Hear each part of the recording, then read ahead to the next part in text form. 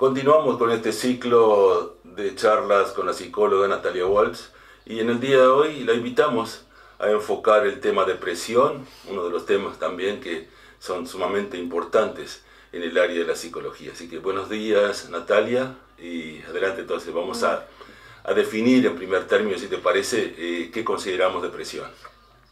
Bien, buenos días, Raúl, muchas gracias por la invitación. Bueno, sí, es un tema que está muy actual y por suerte se trata mucho más de la salud mental, se está desestigmatizando este tema, de poder hablarlo para que las personas que la están pasando puedan pedir ayuda. La depresión es un trastorno que afecta a la forma de pensar, de sentir y de actuar de una persona. Hay que diferenciar lo que es un episodio de tristeza a lo que es un episodio de depresión, porque la tristeza es un episodio breve y la depresión se caracteriza por una tristeza que predomina en el tiempo, que no es un día, que no es 2 días, que no son 2 semanas, que a veces son meses u años que esa persona está transitando por ese sentimiento de tristeza, de desesperanza, de que se siente inútil, de que no siente ganas de salir de su casa, de hacer sus actividades, de ir a trabajar.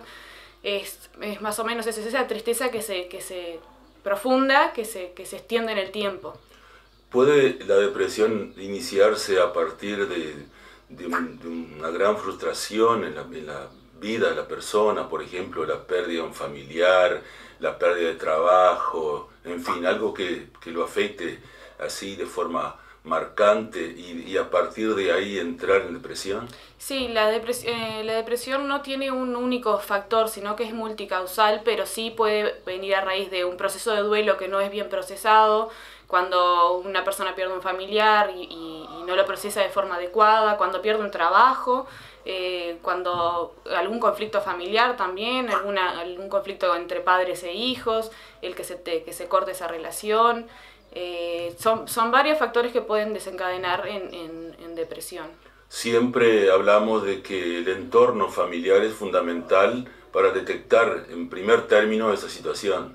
Sí, en todas las situaciones que hemos hablado, la familia y también el círculo de amigos es el apoyo primordial, es donde esas personas que están cercanas pueden observar ciertos síntomas de que está pasando esta otra persona. El apoyo y la atención y estar atentos y poder darse cuenta de que esa persona está teniendo actitudes o conductas que antes no la tenía.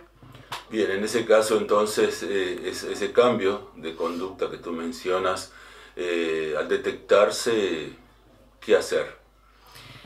Principal es poder darles espacio de escucha. Si la persona habilita a que nos sentemos a conversar o a que quiera conversar con nosotros, sino poder buscarle ayuda, de que pueda ir a un profesional para que pueda tratar todo este tema, porque es importante que se trate, porque la depresión no tratada puede agudizarse y volverse crónica.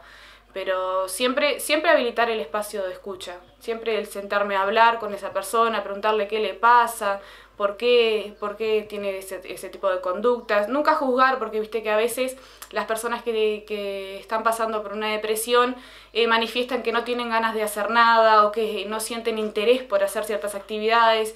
Y hay personas que aconsejan, dicen, sí, pero si vas y haces deporte o si vas y salís y te distraes te va a cambiar. No es así, porque esa persona no lo percibe de esa manera. O sea, no es una actividad que lo va a hacer distraerse y salir de ese sentimiento de tristeza. Entonces está bueno poder escuchar sin juzgar, que esa otra persona pueda sentirse cómoda de contarnos cómo es que realmente se siente. Aunque no estemos de acuerdo o no entendamos por qué no tiene ganas de ir a trabajar, por qué no tiene ganas de levantarse, por qué no tiene ganas de bañarse o de comer. O sea, es importante que podamos escucharlo sin ningún perjuicio.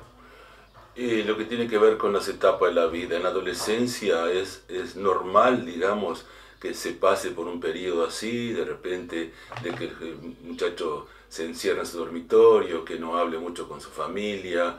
¿Eso es un periodo normal de transición en cuanto a la afirmación de la personalidad, o eso también puede ser un síntoma? Cuando hablamos de adolescencia hablamos de cambios, ¿no? O sea, el paso de la niñez a la adultez. Hay conductas que son normales en los adolescentes, ya sea la rebeldía o el aislamiento porque mis padres no me entienden, porque no me comprenden, entonces me encierro en mi espacio, o me aíslo con algún grupo de amigos, pero sí hay que prestar atención cuando esas conductas son persistentes en el tiempo, cuando ese adolescente se cierra y no me comparte nada, no me cuenta nada de su vida, no presenta interés igual en juntarse con ciertos amigos o hacer actividades que son propias de los adolescentes. O sea, hay síntomas que uno tiene que ir prestándole atención. Hay características que son normales de los adolescentes, que ya las sabemos, pero hay otras que cuando persisten en el tiempo es cuando tenemos que prestarle atención. En caso de los niños también se pueden En dar caso de casos los, de sí. depresión en la Sí, niñez. en caso de los niños también. Sí, la depresión no solo... también viene a raíz, puede ser por factores genéticos que ya haya en la familia, o puede haber también por traumas, como hablábamos, el tema del duelo, la pérdida de un familiar, y también puede venir por el hecho de que niños que puedan sufrir bullying, acoso o abuso, también pueden están predispuestos a tener cuadros de depresión. Y en ese caso, ¿cuáles son las manifestaciones más comunes en los niños? En los niños también es ese aislamiento, el no querer conversar, el trastornos en el sueño, que tienen mal dormir, en el apetito, conductas capaz que de enojo o de rabia, que son sin motivos aparentes. Yéndonos a la edad del adulto mayor, que también son frecuentes los casos de depresión, muchas veces personas que pierden a su pareja de muchos años, y en ese caso, ¿cómo enfocar esa situación para poder de alguna manera subsanarla? Bueno, cuando hablamos de la vejez también es otra etapa bastante complicada del individuo, que es cuando ya es mayor de edad, ya a veces se siente como una carga para la familia porque los hijos ya tienen su vida o los nietos, y la pérdida de la pareja, o sea, el sentimiento de soledad, de no poder salir adelante solos, de haber vivido toda esa vida con esa persona y ahora afrontarse que tengo que seguir mi vida solo sin ser una carga para mis hijos o para mis nietos. Siempre es buscar ayuda profesional, es lo más importante, y el poder entender y trabajar de que la familia está para apoyarnos. Porque a veces los adultos creen que no van a llamar a su hijo para contarles o para decirles cómo se sienten porque no quieren ponerle esa carga a ese hijo. Pero es importante que puedan buscar esa ayuda y con profesionales siempre acompañamiento. Natalia, para culminar este tema, la persona seguramente que está en un estado depresivo piensa que no va a salir, pero realmente es posible hacerlo.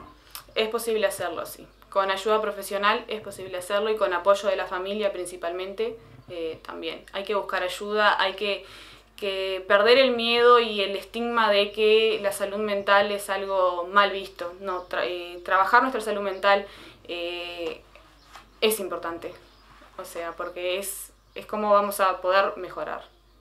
Perfecto, muchas gracias. No, gracias a ti.